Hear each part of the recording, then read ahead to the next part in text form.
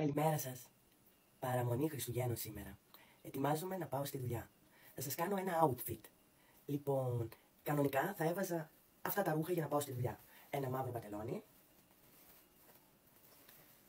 Το πουκάμισο της δουλειάς. Την ταμπέλα μου. Και το φουλάρι μου. Αλλά σήμερα είπαμε είναι παραμονή Χριστουγέννων. Θα σας δείξω τώρα τι θα βάλω. Θα ντυθώ Άγιο Βασιλίτσα καλέ. Θα βάλω αυτό το κόκκινο παντελόνι. Είναι λίγο μεγάλο, αλλά δεν πειράζει, εκτός έχει ζώνη. Θα βάλω αυτή την μπλούζα από μέσα. Θα βάλω αυτό το φόρεμα που το είχα πάρει πριν 10 χρόνια, περίπου το είχαμε πάρει όλοι από το Χαλκιδάκι, αλλά τώρα δεν είναι φόρεμα, είναι μπλούζα. Το φορούσαμε μόνο με κατσόν, γι' αυτό πήρα και παντελόνι. Αυτό. Δείτε που μου φτάνει. Παλιά πήγαινε εκεί. Αλλά με τα χρόνια, μάλλον με τα πλησίματα μπήκε. Ζώνη.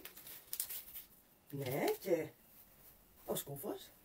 Και από πάνω, αυτή εδώ τη ζακέτα του Άγιου Βασίλη. Α, ξέχασα. Και αυτά τα γαλοτσάκια, τα πήρα τώρα. Καλά, είναι τέλεια, φοβερά, μου αρέσουν πάρα πολύ. Είστε έτοιμοι?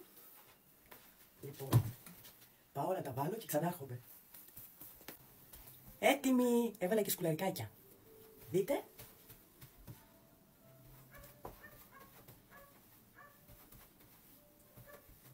Είμαι καλή, είμαι ωραία. Έτοιμη για να πάω στο σούπερ μάρκετ. Μην ξεχάσω και το σάκο μου. Είναι άδειος τώρα. Αλλά θα τον γεμίσω με παιχνίδια και σοκολάτες να μοιράζω στα παιδάκια. Άντε βρε, καλά Χριστούγεννα σε όλους. Γεια! Ho! Jingle bells, jingle all the way. Oh, what fun it is to ride in a one-horse open sleigh. Hey, jingle bells, jingle all the way. Oh, what fun it is to ride in a one-horse open sleigh.